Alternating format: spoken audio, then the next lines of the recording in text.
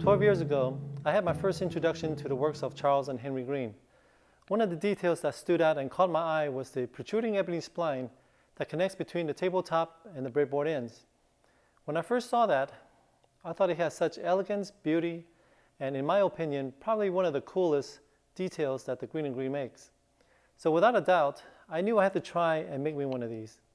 So here are the two jigs that I kind of came up with to help me with the process.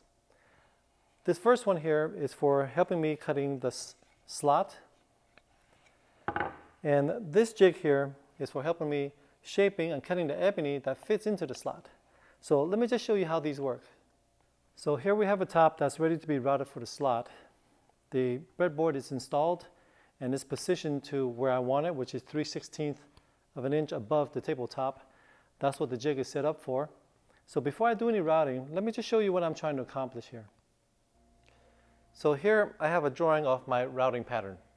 Now I know that's not the prettiest drawing, but I think you get the idea. And besides, the video is free, so chill out. And don't be writing anything bad in the comments neither. So now let me show you how I go about routing this. I'm going to do this in 3 passes. My first pass, I'm just going to bring the router over my top, and I'm going to plunge down until it bottoms out on my top. Now I want to take the first 3/16 of an inch off my breadboard end first. So that's my first pass. Then I'm going to plunge down, setting my second depth to about 3/16 of an inch, and I'm going to route all the way across. Pull my router out, come back over here, reset my third depth, and I'm going to plunge down for my third cut. Now I'm going to start right about here, which is about 1/4 of an inch past the breadboard side. I'm going to plunge down and route this part out. Now the reason why I do that third cut is for expansion and contraction. What I mean by that is, when I'm installing my ebony, I'm going to put glue on this surface and on this surface. There is no glue here or here. So when this ebony is sitting like this, and the top decides that it wants to contract, meaning the top wants to shrink a little bit, well, this relief here has somewhere for my ebony to travel. So it can actually go down when it wants to contract. And if it wants to expand, well, there is no restriction here neither. So the ebony can be freely going up and down like this. Well, here's the jig that we'll be using to route our slot. It's very simple, really. I kind of take advantage of the reveal that's on my breadboard. It's about 1/16 of an inch proud than my top right here. So I thought, well, if I use my saddle and use this as my stop, I can determine the distance I'll be routing on each side. The way it works is like this.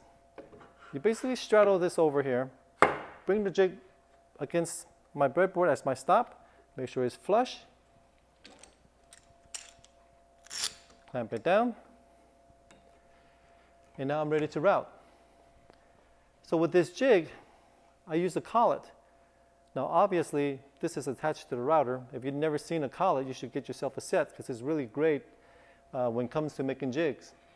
So this router sits over the top like so with the collet on, and it just goes back and forth. This determines the distance I'm routing on each side of my breadboard and also on my top.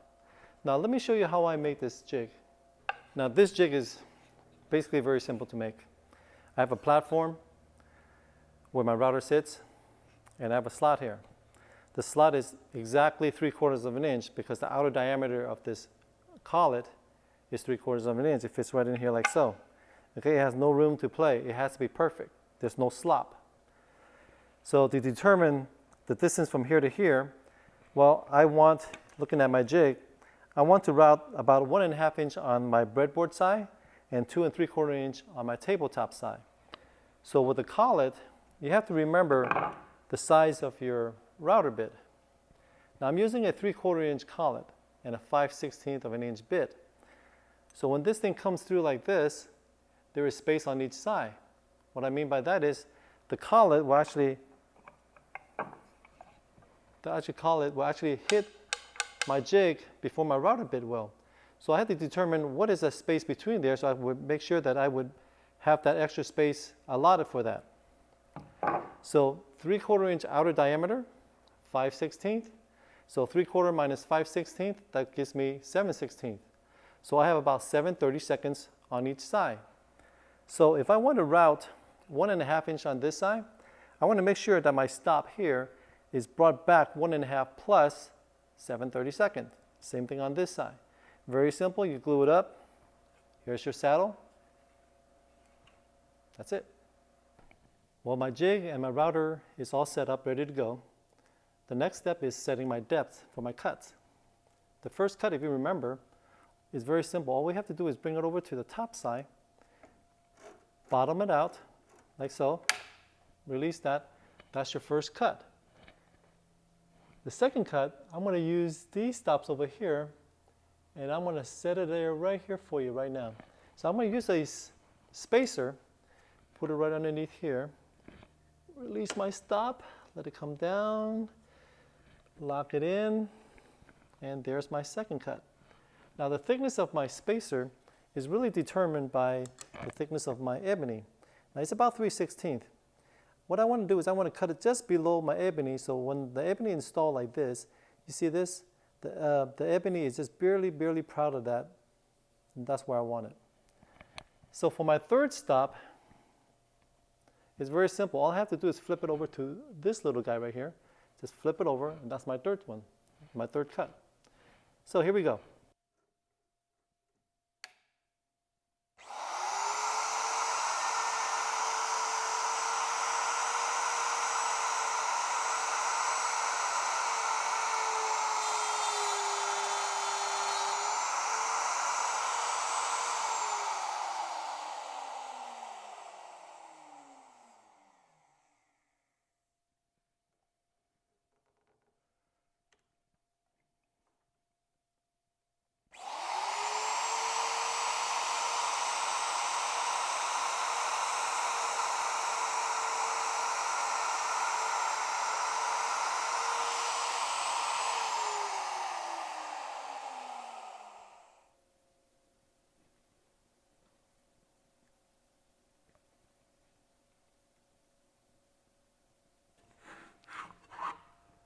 Okay, the next step is to chisel the corner square. So let me get a set of chisels and we'll square that off.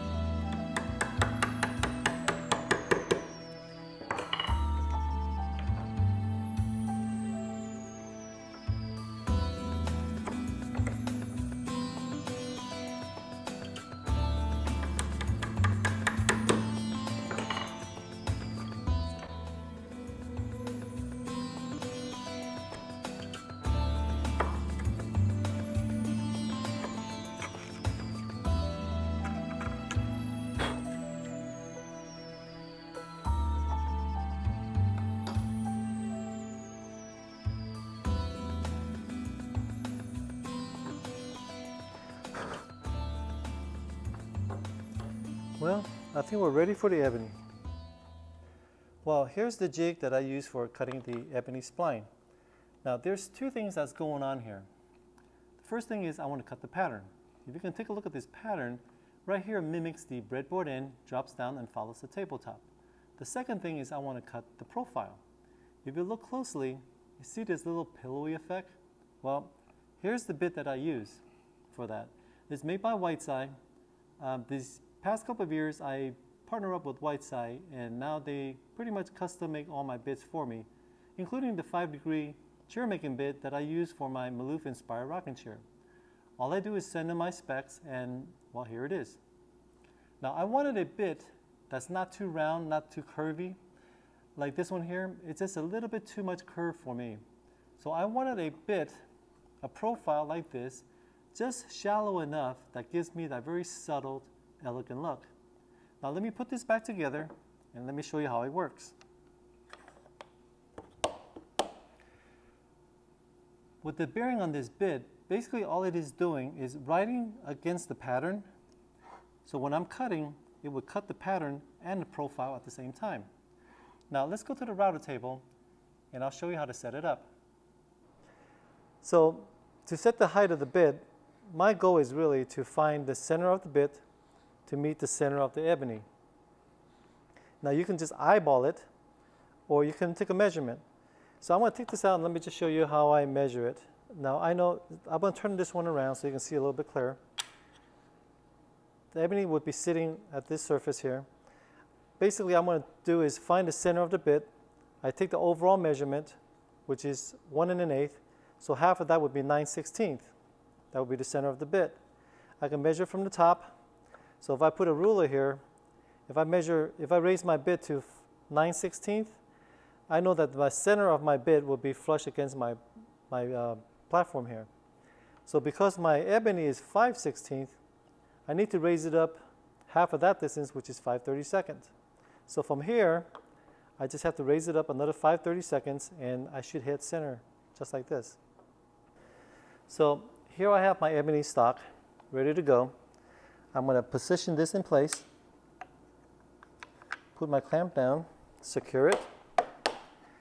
Now I'm not going to try and route this in one pass because as you can see, that's a lot of ebony for me to try to knock out in one pass. So I'm going to use the gel pen, mark it out so I can actually see. I'm going to bandsaw the ebony probably a good healthy 1/16 of an inch away from the line, keeping in mind that I still have the profile that I have to account for.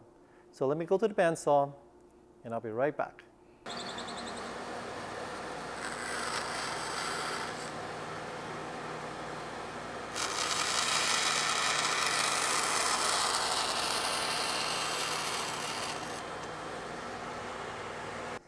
Okay, this is roughed out and we're ready to go.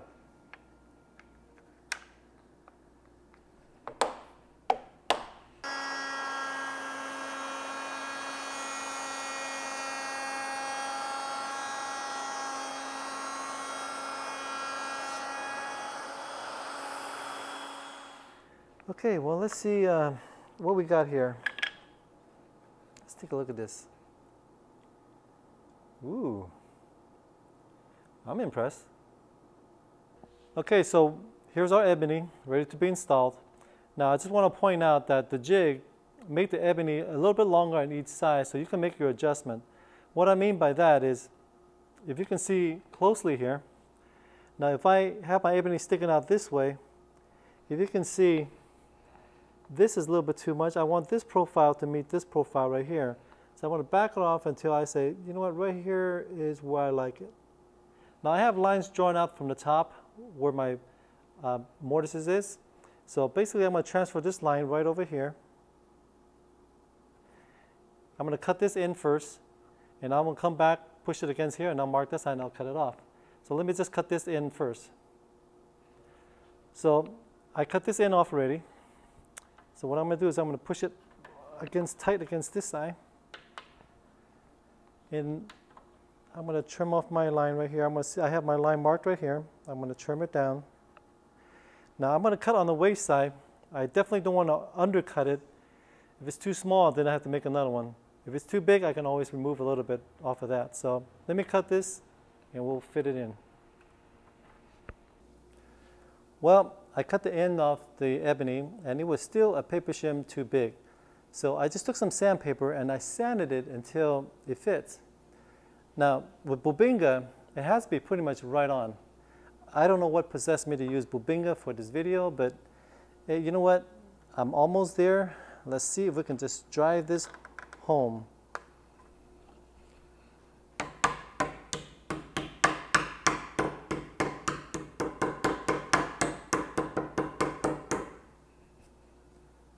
Wow, not bad. Well, here we are. Finally done. You know, in Chinese, we would say, "Ooh, 五体嘛."